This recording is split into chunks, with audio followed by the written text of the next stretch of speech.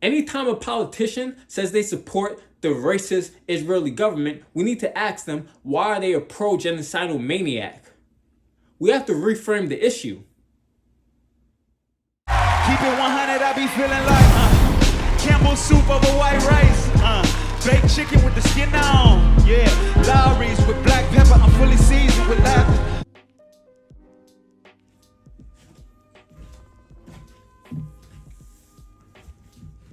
What's good, 100%ers? It's your boy Dre, and welcome to my channel, Keep It 100 Dre. So, as most of you know, Andrew Yang, he's running for mayor of New York City.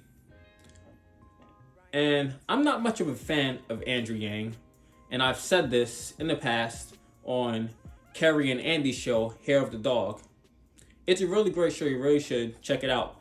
They did an episode recently on the Telecommunications Act of 1996 and how destructive it was, and it's something that's not really being talked about. They're a really great channel, so please check them out. They're like me, my channel, but they're much smarter. So check them out, seriously, check them out. So I mentioned on this show why I don't really support him. He doesn't support Medicare for all.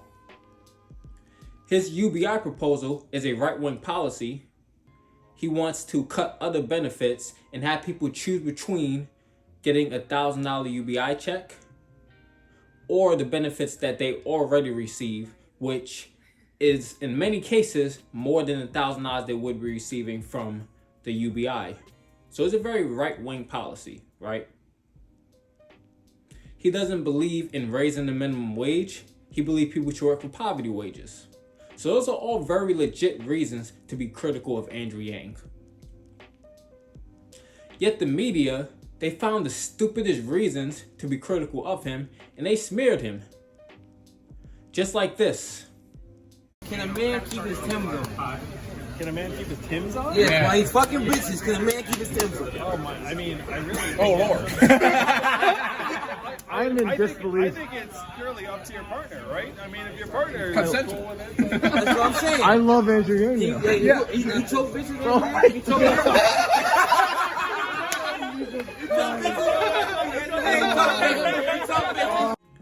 So I guess he got tired of the media smearing him all the time, and he decided to smear himself. Take a look at this tweet. I'm standing with the people of Israel who are coming under bombardment attacks and condemn the Hamas terrorists. The people of NYC will always stand with our brothers and sisters in Israel who face down terrorism and persevere.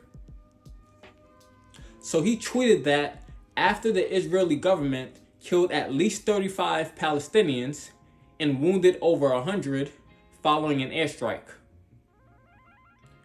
Israeli Prime Minister Benjamin Netanyahu, he's a war criminal and a terrorist.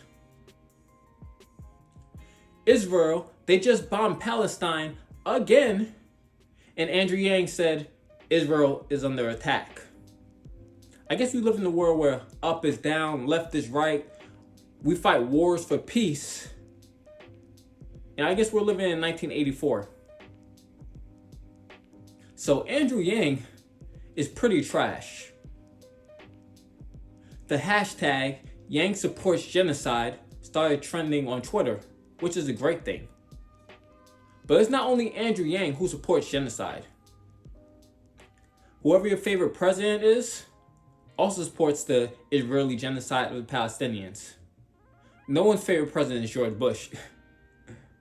But Obama, he supported the Israeli genocide of the Palestinians. So did Donald Trump. And now Joe Biden does as well. Because they're funding the Israeli government to the tune of billions of dollars to carry out these genocides. It just really shows who they are. So while we give billions of dollars a year to Israel to carry out a genocide in Palestine, their citizens have Medicare for all, and we still don't in America. Food for thought. Anyone who says they support the Israeli government is racist and pro-genocide. We need to start saying that anytime these politicians start blowing Israel. This is why I was so critical of AOC for no longer saying that Israel is committing a genocide against the Palestinians. This is why. Anytime a politician says they support the racist Israeli government, we need to ask them, why are they a pro-genocidal maniac? We have to reframe the issue. So, like I said, Andrew Yang, he's running for mayor of New York City, and he's one of the leaders in the race. The top 3 leaders in the mayoral race in New York City is 1, Andrew Yang, a pro-genocidal maniac. 2, Eric Adams, who's a criminal cop, Kamala Harris Part 2. Or 3, Scott Stringer, who's involved in a Me Too scandal. Amazing choices. So yeah, Andrew Yang sucks, and he's a pro-genocidal maniac. And all the progressives that fell in love with him, now you see a real side of him. At least hopefully you do now. That's all I gotta say for this video. I really appreciate you watching the video. If you like the content, like and subscribe to the channel. Turn on the post notifications so you know when I post videos in the future. But I gotta leave you with one more thing before the video is over, and that's the word of the day. The word of the day for today is genocide. Genocide is spelled Genocide.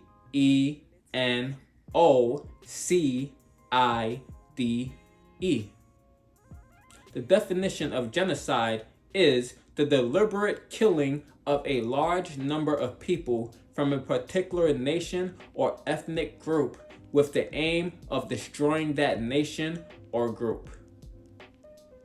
So now I will attempt to use genocide in a sentence. We need to start calling out these damn criminal politicians every single time they support the Israel genocide of the Palestinians. Hopefully I use that in a sentence correctly. So again, if you like the content, like and subscribe to the channel. Turn on the post notifications so you know when I post videos in the future. And use genocide in the comment sections below so I know you watched the video to the end. Again, I really appreciate you watching the video. 100%. Peace. It is also true too, though, Jimmy, that like if you look at like some struggling mom and pop retailer around the country, like a lot of them are paying their workers like $9-10 an hour, and then if you say, hey, it's $15, like some of them might cut back shifts or some of them might struggle. Like I've run a small private company, and a lot of these small businesses are really, really close to, you know, like the red at any moment in time. Mm-hmm. And something that seems like completely common sense to us, being like, hey, just pay people $15 an hour, mm-hmm. actually would cause some of these businesses to say, you know what, I'm gonna have to cut a shift or cut a worker at the margins. So again, I just rather just give people the raise directly, and I think workers would prefer that too. If we just put $1,000 a month in your hand. Yeah, I mean, again, the UBI is you're correct on that, and you're incorrect on the other stuff. Businesses hire when there's a demand for their product. End of sentence.